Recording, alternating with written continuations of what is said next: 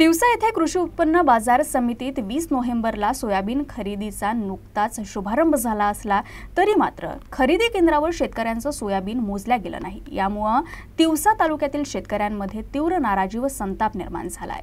नियमाप्रमाणे ऑनलाईन नोंदणी करून शेतकऱ्यांनी आपला माल केंद्रावर पोहोचवला होता। बाजार समितीकडून संदेश प्राप्त होऊनही शेतकरी जेव्हा सोयाबीन घेऊन आले तेव्हा अधिकाऱ्यांनी माल स्वीकारण्यास नकार दिला। त्यामुळे शेतकऱ्यांवर वाहतूक खर्चाचा अतिरिक्त भार पडला। यंदाच्या नापिकीमुळे आधीच आर्थिक संकटाचा सामना करणाऱ्या शेतकऱ्यांसाठी हा अधिकचा त्रास बनलाय। या पार्श्वभूमीवर तिवसा तालुक्यातील सोयाबीन उत्पादक शेतकऱ्यांनी 24 नोव्हेंबरला तिवसा तहसीलदार डॉक्टर मयूर कळसे यांना निवेदन सादर केलं।